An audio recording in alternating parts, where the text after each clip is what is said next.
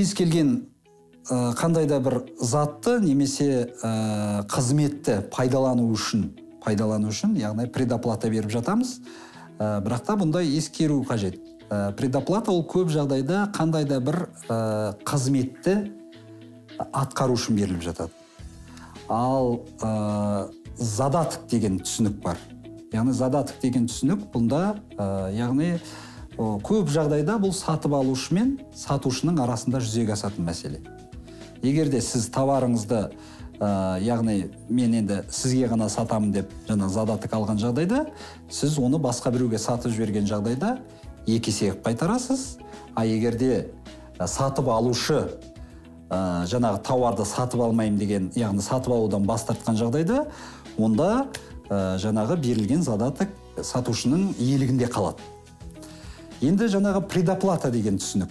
Предоплата деген, мысалы, қандай да бір затты енді сатып алу жағдайында, егер де екеуінің арасында жазбаша түрде бұл задаток деп нақты көрсетілмеген жағдайда, онда предоплата қайтарылуға жатады.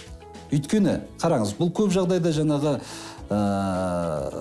қандай да бір қызмет көрсету саласында.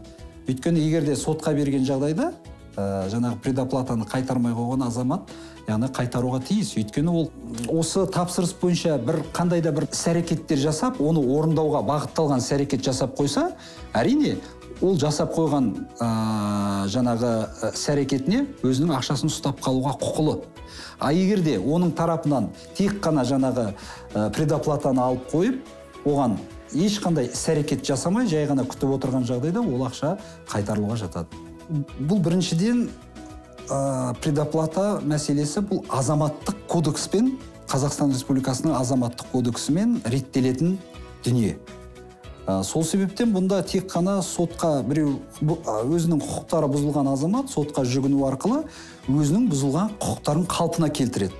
Яғни жаңағы егерде предоплатаны қайтармай жатқан азамат болатын болса, егерде ол заңсыз, яғни негізсіз өзінде ақшаны ұстап қалып жатса, онда екінші тарап сотқа жүгінеді. Онда сотқа жүгінген жағдайда баршаға мәлім, өйткені ол азамат, яғни адвокат жалдауы мүмкін, мемлекеттік баж салығы болуы мүмкін. Яғни бұл жаңағы предоплатаны қайтармай жатқан азамат осындай, яғни жауапкершілікке тартылады, яғни өзінің алған сомасынан тағы көбірек сума төлейді. Өйткені ол заң талаптарына сәйкес солай.